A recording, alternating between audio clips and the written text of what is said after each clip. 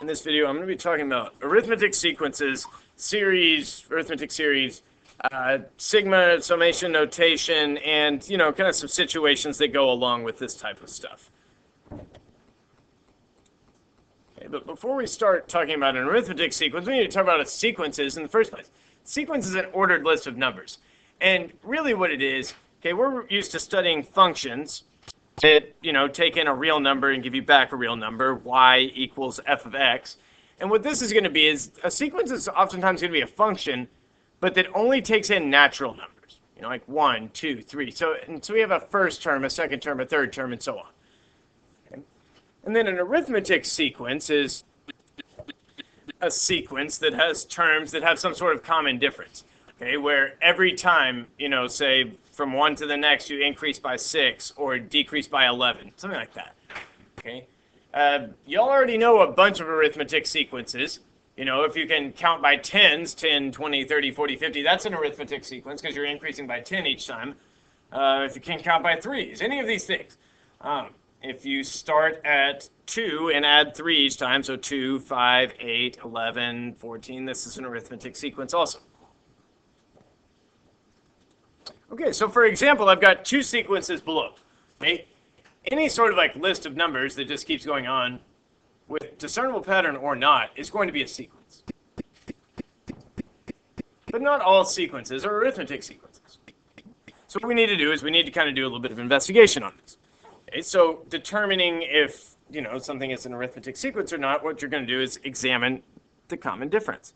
So when I go from 1 to 5, I've added 4. And when I go from 5 to 9, I've added 4. Added 4. Oops. Okay, I've still made an error. Okay, there needs to be a 17 in there. Oh, yeah, there was a 17 on my notes. We'll just say it. The last one we see is 17. Whoops. Plus 4. Yes, this thing is an arithmetic sequence.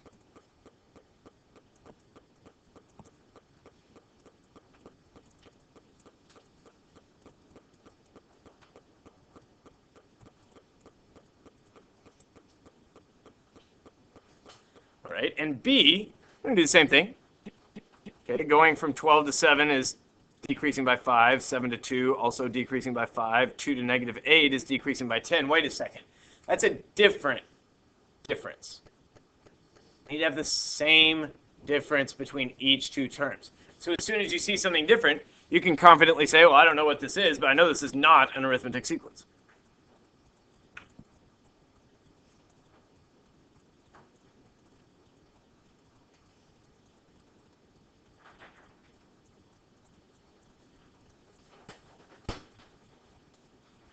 All right, now that we are able to determine what is and isn't an arithmetic sequence, we're going to need to be able to write down a general rule to find the nth term of an arithmetic sequence. Okay. And we'll call that an explicit formula. Okay, so that's like f of x equals, whatever kind of function we've got. That's an explicit formula for f of x. Okay, now we're going to be doing the same thing, except instead of f of x, we're going to call it an. Okay.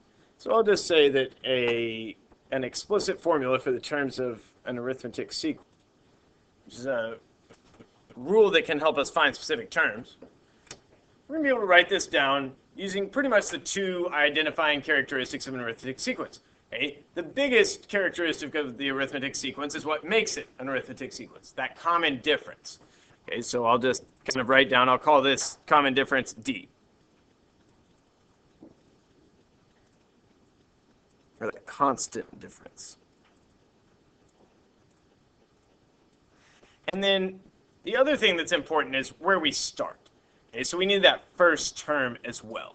Okay, so I'll call that first term A1. Okay, 1 being kind of the index. Okay, so it starts at 1. So A10 would be the 10th term, and so on. AN is the nth term.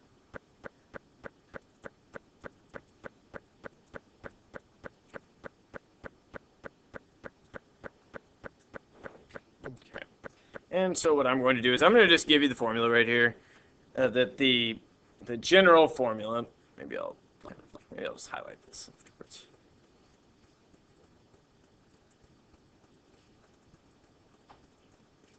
Is that the nth term is equal to the first term plus the difference multiplied by n minus 1. Okay? Because to get up to the second term, you only need to add the difference once, right? You don't need to add the difference twice to the first term to get the second term. You only need to add it once. So, highlight this. Okay, and that's something that we either need to know or need to be able to be pretty good at reverse engineering a rule for a list. But we'll get plenty of practice with that. And just going back as an example,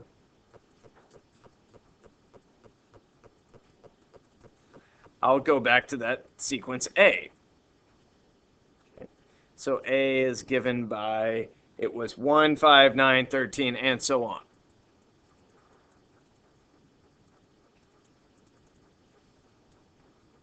All right, well, the first term is right there. It's 1. So A1 equals 1.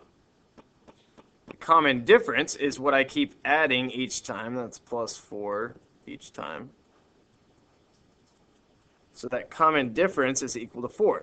And I can write an explicit formula for the nth term by starting with the first term and adding 4 times n minus 1.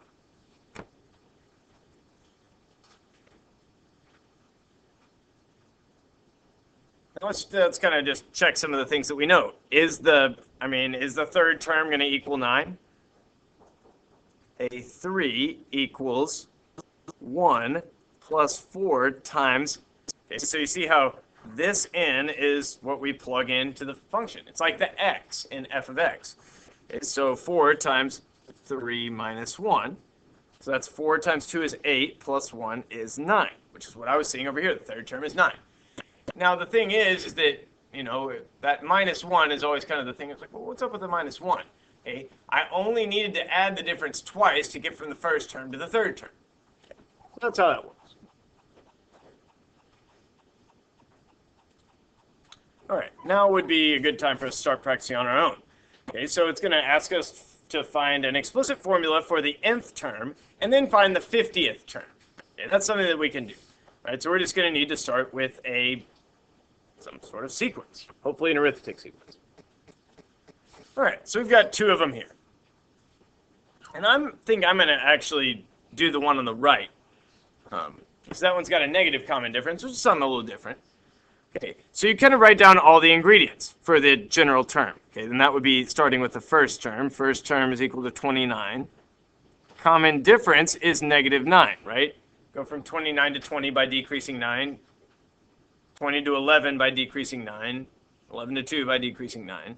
So that means that the nth term is equal to the first term plus the difference times n minus 1. And if I want the 50th term, I just plug in 50 for n.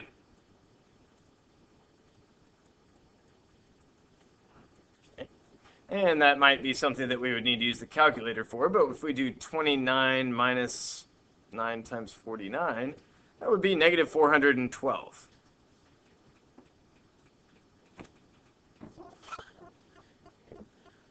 Why don't you try G on your own, and if you're watching at home, you can just quietly follow along with me, but for those of y'all in class, I'm going to freeze the screen, and you can check your work against mine.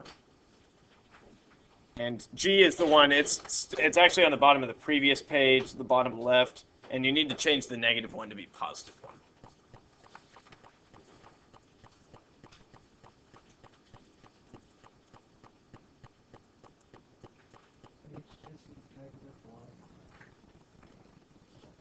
Yeah, there's a negative 1 there that wants to be a positive 1. You see on your booklet it says negative 1.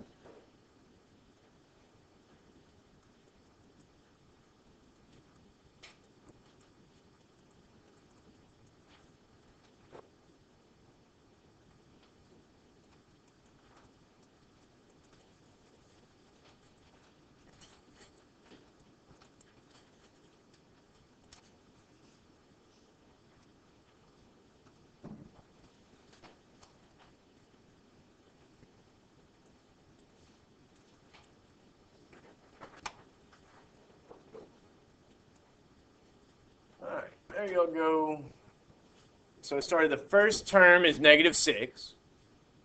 The common difference is 7.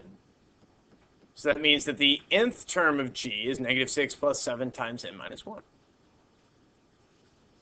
And when I plug in 50, okay, it looks like in retrospect I might have been a little better to ask you for the 51st term. It might have made the arithmetic a little easier.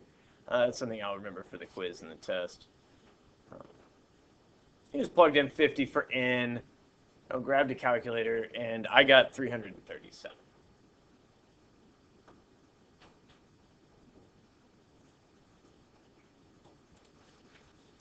Okay, next we're going to talk about series. And series are related to sequences, and they're formed by adding the terms of a sequence together. Okay, so whereas earlier, you know, that kind of first sequence that we had that I called A, okay, so I said AN was the set 1, 5, 9, 13, and so on. Okay, a series can be formed by adding together the terms of A. So like 1 plus 5 plus 9 plus 13. Some sort of like accumulation of the terms of A. And we can use kind of a shorthand to represent this addition. And if you were allowed a graphing calculator, you could just jam it in there and find all sorts of series. But we're not allowing that, because you aren't allowed one on the CLEP. Okay, so you just have to be able to be fluent with this notation, is what we're asking you. Okay, so this is the large sum notation. So it's a sigma, like capital Greek letter sigma. And we're going to, and it means sum. Okay, so I'll just kind of.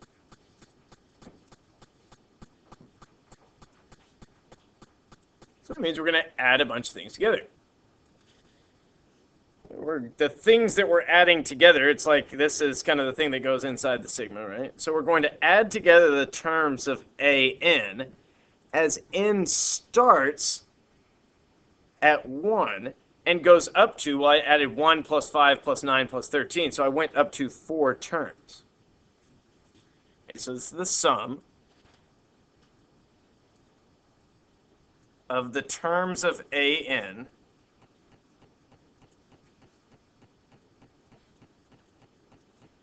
that's starting at 1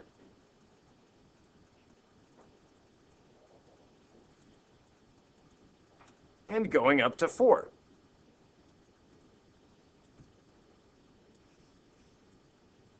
And that's basically what that all means. Now, in reality, a 4-term sum is something you're going to be much more likely to just either do mentally or using a calculator. But eventually, for really large sums, we're going to need to use a special formula.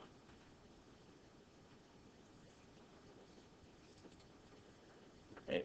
So if I wanted to add together, you know, say the first 10 terms of Bn, okay, well, what I would want to do is, okay, maybe I wanted an explicit formula for Bn first. Okay, that would be 12. And the common difference is -5 times n minus 1. Okay, so we could write this if we wanted to add together the first 10 terms of Bn. This is where n equals 1 and running up to 10 of 12 minus 5 times n minus 1. Okay, you can also write the actual formula in for the summands. That's what you would call the things that you're adding together. And I think that this is one where it's large enough that it would be pretty unpleasant to write out all 10 and then add them together on the calculator, and it would actually be faster to use the general formula. All right, now I'm going to come back to that thing that I was talking about just before, but for now we need to be able to, you know, like I said, we need to be fluent with this sigma notation, and now that I'm looking at it, I was trying to make a point here. Okay, so I've got 3 things. It's just like write out the terms of the sum. Well, I equals 1 to 5. This is not I like the square root of -1. This is just I is the index that's standing in for these numbers that are going to run from 1 up to 5, but only be whole numbers. So I'm going to plug in 1, so 3 minus 2 is 1. Then we're going to go I equals 2. 6 minus 2 is 4. I equals 3. It's 9 minus 2 is 7. I equals 4 would be 12 minus 2 is 10.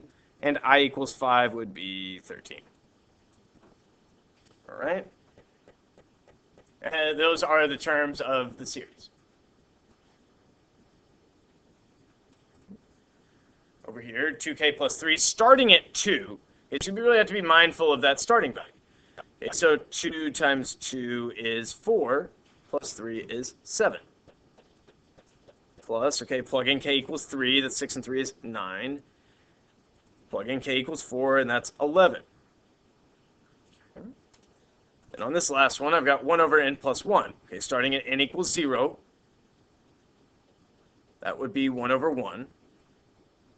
Plus, when n equals 1, that's 1 over 2, and n equals 2 would be 1 over 3. Okay, so 1 plus a half plus a third plus a fourth and so on is the type of series that you would study, in a calculus course. And we'd have a lot of things to say about that series.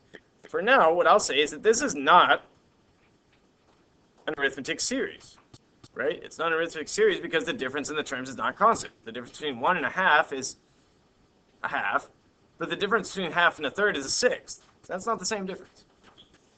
So it's not an arithmetic sequence or an arithmetic series. Okay, the other thing I was going to point out is that for an arithmetic series, the summands will always be linear. You'll always see a linear formula in right there where we're listing out what we're going to add together. Okay, and that could be useful to you.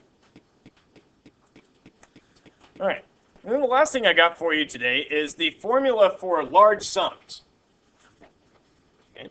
And I guess technically this isn't absolutely necessary. You could, really grind through this and eventually come to the answer. But kind of the driving question here is, what's the sum of the first 100 whole numbers? Okay. So if we add 1 to 2 to 3 to 4 to 5, all the way up to 98, 99, and 100, what are we going to get? Hey, that would take a while if you were going to just type that into the calculator. You could certainly do it, though. What I'll say is kind of where this comes from is a lot of times people credit Carl Friedrich Gauss for this, but I'm certain that they had discovered this technique in other parts of the world before he was a child. But, the kind of the legend is that he was an unruly child. He was like some sort of child genius that was really bored by his arithmetic class, and the teacher was wanted to just be quiet in the back. So he told him to add up the first 100 numbers, and it took him 10 seconds, and then, he was back to being unruly. I'm not even sure if that's true or not. But what he did was that he had noticed that, okay, it's 1 plus 2 plus 3 plus all of the numbers that add, until 98, 99, and 100. And you can, if you look, you'll see that 3 plus 98 is 101. 2 plus 99, also 101. 1 plus 100, also 101. And they're in pairs. So that would mean that there's 50 pairs of 101. So this is equal to 50 times 101, which is going to be 5,050. Now, how can we generalize this to other sums that aren't, so easy to look at? And that's where I will come in with the general formula. Okay, now I got myself some more room over here. And I will write the formula for large arithmetic sums. So the arithmetic sum formula